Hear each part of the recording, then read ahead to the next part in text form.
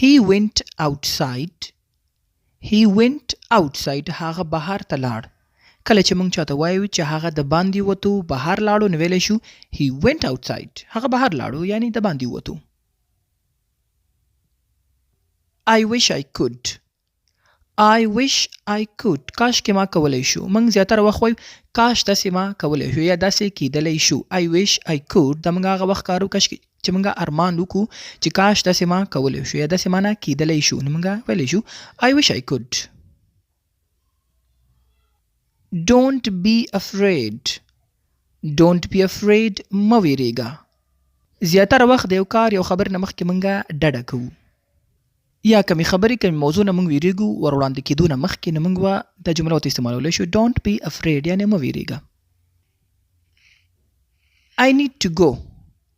I need to go. زه باید لاړ شم. کله چې ستا تګ ضروري وي ته ویلی شي I need to go. زه باید لاړ شم یا ماته په کار دی زه لاړ شم. I'm doing something. I'm doing something. زه یو څه کوم. یو کار یو څیز باندې لګی ته یو څیز کې څوک ریش پښتنو کې څه کې ته ورته I'm doing something. یو څه کوم یو څه کې بوخت یم یو څه کې ګیر یم.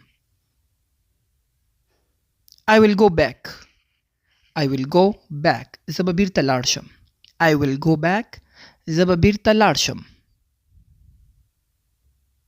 Let me think.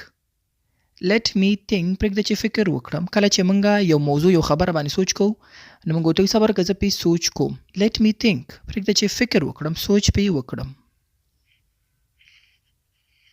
I'm at workplace. I'm at workplace. زه په کار ځای کې یم. workplace موږ هر هغه ځای ته استعمالولی شو کله چې موږ هغه ځای کې کار کوو. I'm at workplace. زه په کار ځای کې یم. I will tell him. I will tell him. زه به هغه ته ووایم. هم په ځای باندې نوم هم استعمالولی شي او هر هم استعمالولی شي. I will tell him. I will tell Ali. I will tell them. نو هلته بیا جمله معنی تبدیلیږي. Talk to you later. Talk to you later. وروسته به خبرې وکړو. وروسته به سره خبرې اترې وکړو. کله موږ ګیر یو په عین وخت کې موږ ویلی شو talk to you later. وروسته به خبرې وکړو. پلیز ورسره استعمالول غواړي. See you later. See you later. دا هماغه رقم کله چې موږ چاته وایو وروسته به سره وګورو. اوس یعنې مصروف یم. See you later. یا د خبرو آخر وخت کې هم موږ د جمله کارولی شو see you later. وروسته به سره ګورو. I'm sleepy.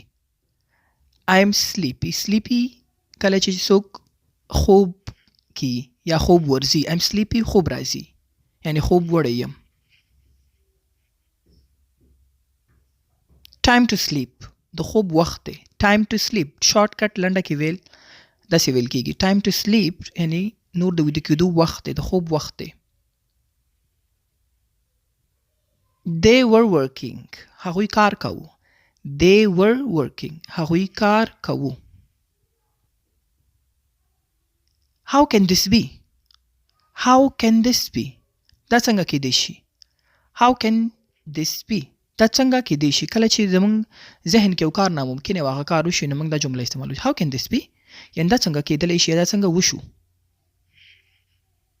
او لاست اخره جمله he reached home. هغه کور ته ورسید. He reached home. هغه کور ته ورسید.